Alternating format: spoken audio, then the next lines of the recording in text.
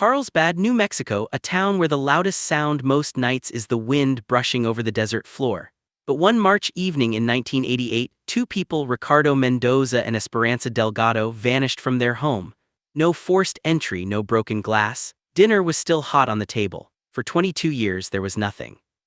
No leads, no bodies, just questions buried deeper than the desert sand until a group of conservation workers stumbled upon something in a swamp that had no business being there. A body wrapped in industrial tarp, half submerged in mud and preserved by time and silence. Before we unravel this astonishing case, like this video, subscribe and tap the bell so you don't miss stories that demand to be told. A quiet night in Carlsbad, March 15, 1988.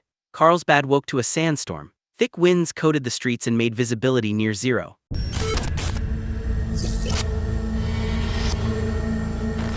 That same evening, Ricardo Mendoza, a 40-year-old mechanic, closed his garage early. His wife, 29-year-old Esperanza, had already returned home from her shift as a local elementary school teacher.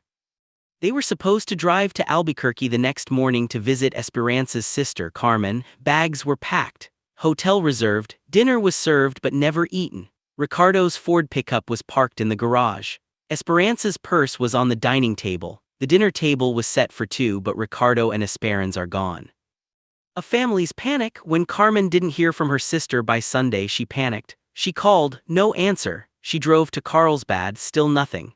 On March 18th, Deputy Miguel Santos was sent to do a wellness check. There were no signs of a break-in, no ransacked rooms, no screams had been heard. But there was one thing, a faint dark stain on the kitchen floor, scrubbed but not invisible. Their IDs, wallets, and keys were untouched. Their dog, usually vocal, was eerily quiet. Something was deeply wrong.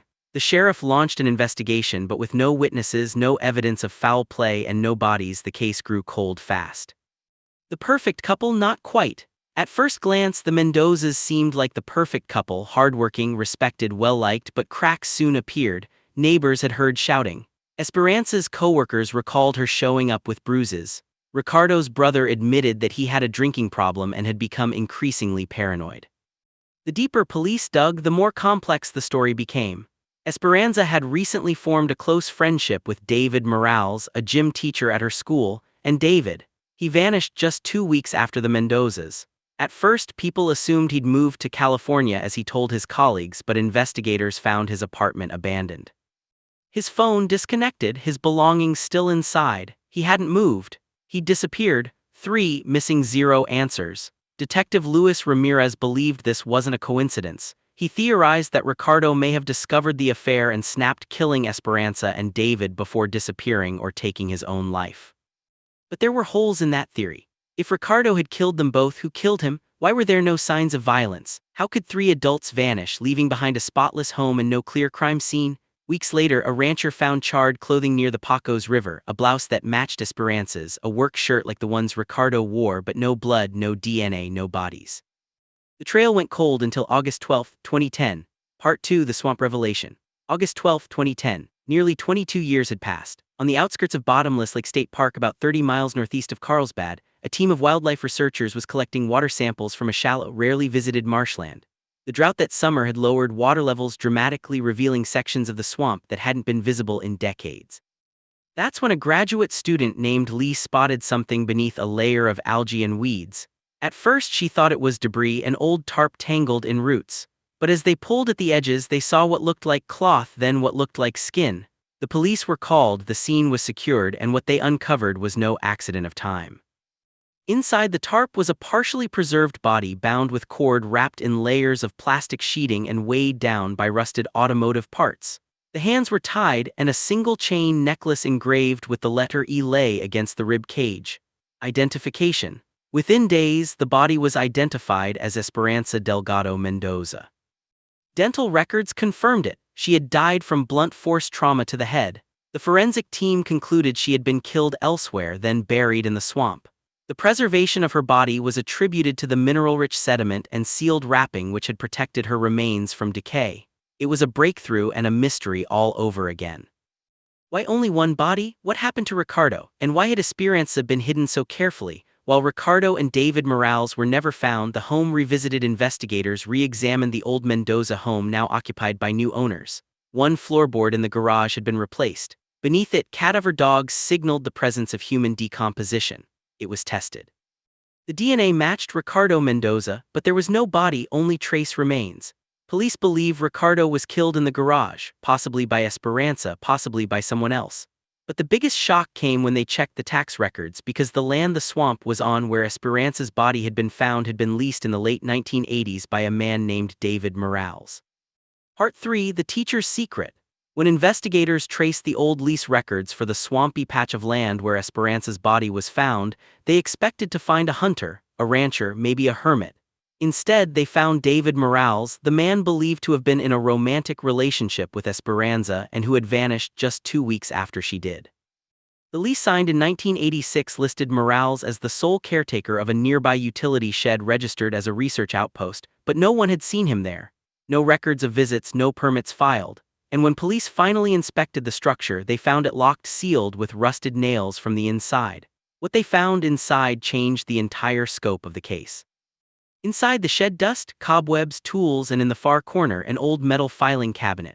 Inside it, photographs, letters, journals, dozens of handwritten notes, all in Morales's script. They spanned from 1985 to early 1988 and documented everything from school schedules to Esperanza's favorite books to long rants about Ricardo Mendoza. One passage read, "He watches her even in silence. She says it's fear, not love. I asked her what she'd do if she could disappear." Another entry dated March 10, just 5 days before the disappearance. "She said yes, but she's scared. I told her I'd take care of everything. I meant it." The letter, buried at the bottom of the cabinet, was a sealed envelope addressed simply to be opened if I vanish. The letter, dated March 19, 1988, the day Morales himself went missing, read like a confession. "I didn't mean for it to happen like this. He came home early, he was angry, he hit her, I didn't think, I acted, I wrapped him in the tarp and buried what I had to. She helped me carry him, but she wanted out. She wanted to tell someone, so I did what I thought I'd never do. I silenced her too." The letter ended without a signature, but the handwriting, verified by forensic analysts, was undeniably Morales. Where is David Morales? The confession confirmed what police had long suspected. David Morales killed Ricardo in a rage, then turned on Esperanza. But after that, silence. His apartment was left with the door unlocked. His car was found 70 mi away, abandoned. His bank account was never touched again. No credit card activity, no cell phone records. Some believe he fled to Mexico. Others think he took his own life in the desert. Nobody was ever found. But the story didn't end there, because in late 2011, a man walking along a dry creek bed near Roswell found something tangled in the reeds. A second tarp, and inside another body. Part 4. The Second Tarp. November 3, 2011. Nearly a year after Esperanza's remains were recovered, a local hiker named Joel Hart was walking his usual trail along a dried-up AAO near Roswell when he spotted what he thought was an old tent or bundle of trash tangled in desert reeds. But as he got closer, he realized it was wrapped unnaturally tight, like it had been folded with purpose. The smell hit him next. He called the police immediately. When forensic teams arrived and carefully opened the tarp, they found a badly decomposed body, bones wrapped in disintegrating cloth and secured with the same plastic sheeting and cord used on Esperanza's body. And beneath the chest cavity, crumpled and nearly unreadable, was a work shirt stitched with a faded name, D. Morales. Confirmation at last. Dental records confirmed it. The second tarp contained the remains of David Morales. He hadn't run. He hadn't escaped. He'd been murdered, just like Ricardo, just like Esperanza. But by whom? And more importantly, when the final twist autopsy results shocked investigators, Morales hadn't died in 1988. Not even close. The coroner dated the time of death to somewhere between 1996 and 1998, almost a full decade after the Bennett case had officially gone cold. That meant one thing. David Morales had been alive all those years, which reopened an entirely new chapter in the case. Where had he been? Why had he stayed hidden? And who had finally killed him? One name emerges inside a rotted backpack next to Morales's body. Police found a folded sheet of paper. It was a rental agreement listing a trailer in Las Cruces, the name of the leaseholder, Carmen Delgado, Esperanza's sister. Part 5: The Sister's Silence. Carmen Delgado had always seemed like a grieving sister, calm, collected, and deeply private. She'd reported her sister Esperanza missing. She'd sat through years of silence. She'd held a memorial mass when the body was finally found. But when detectives showed up at her door in late November 2011 with the rental lease in hand, her composure cracked for the first time in 2 decades. Carmen didn't deny knowing David Morales. In fact, she admitted he had stayed in her Las Cruces trailer for almost 9 years, hidden in plain sight. According to Carmen, David showed up at her door in April 1988, weeks after Esperanza vanished. He was bruised, thin, and terrified. He claimed Ricardo had attacked both of them and that he had killed Ricardo in defense. He begged Carmen to help him disappear. At first she said no, but when he broke down sobbing, saying I didn't mean to kill her, she realized there was more to the story. Carmen kept him hidden, bought groceries, delivered medicine, paid cash for the trailer. She said she did it out of guilt because Esperanza had confided in her about Ricardo's abuse and she'd done nothing.